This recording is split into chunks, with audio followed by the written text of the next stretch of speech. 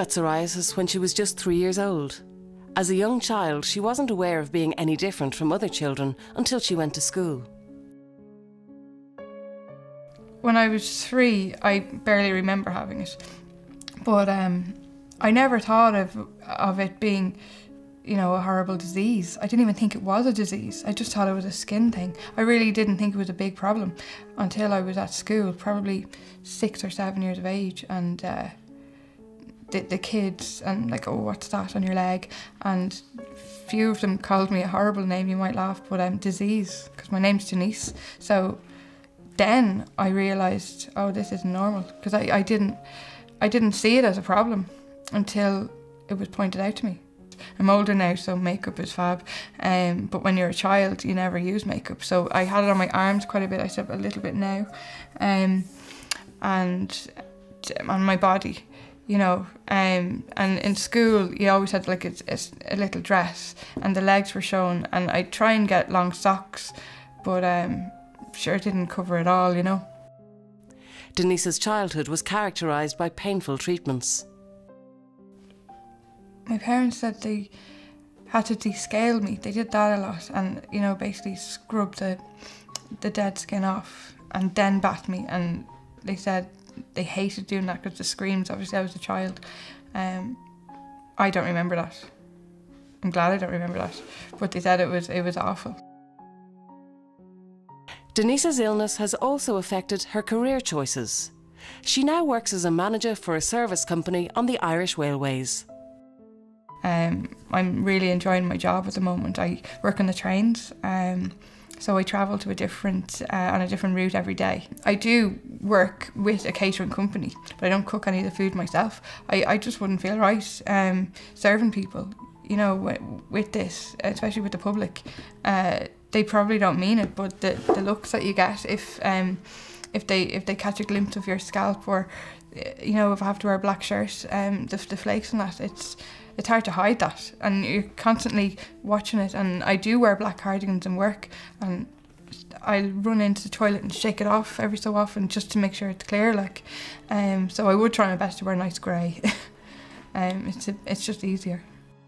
Psoriasis has impacted on her life in many different ways. Like many others living with the illness, her self-esteem and confidence have been badly affected. Having psoriasis has brought me down at times. Probably I felt kind of paranoid sometimes. Like, so many times my friends and sisters said, I wouldn't even notice it unless you pointed it out. And I really, really don't believe them. You know, I'm like, yeah, right, you're just trying to make me feel better. And in fact, only 2 weeks ago, I was out for a drink and I had a slightly low cut top, and a guy was leaning over to get a drink at the bar as well. And he just looked down and says, what's that blotchy skin? So, you know, I don't get that very often, but it really sets you back. Like, you know, I just said it's psoriasis and I walked away. I would have liked to sat him down and had a talk and explain exactly what I've been through the last 28 years. And do you realise how much you've just upset me? Do you know how a comment like that would harm a person's self-esteem? I'd say, I'm probably going to stew over this for weeks and weeks, and you'll have forgot about it in 1 minute. So I hope you're proud of yourself. Something like that. I remember years ago I wanted to do a card that I could hand out, leaflets, this is what I have and this is why and this is what's happened. And I wanted to give that to everyone, because hearing what's that all the time is so frustrating. Lack of understanding from other people about the impact the illness has had on her daily life has been difficult for Denise. It has often left her feeling lonely and isolated. Over the years, when I went to different doctors, I was never asked, how is this affecting your life? Is it affecting your life? Do you need to see anybody about it? Because it's a condition that I'm going to have for forever. And I never even thought that they would ever ask me that until I spoke with some people with psoriasis at the convention a few weeks ago. And they've obviously had really, really fantastic support from their doctors, because one particular lady says, the doctor always says you need to see anyone. How are you feeling today? Are you okay with the treatments that we're giving you? Does the treatment suit your life? I tried to say this to my doctor last time I was there. I tried to explain to him that I can't put the creams on that often. I don't have the time. Is there anything else that is a little less time consuming? But he just basically said, no, you just need to use the creams, and the other treatments are the easy way out.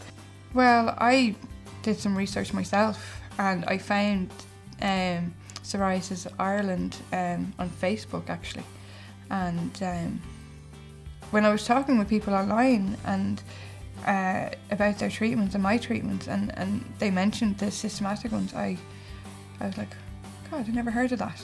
Like, I actually felt totally out of the loop. There is information out there.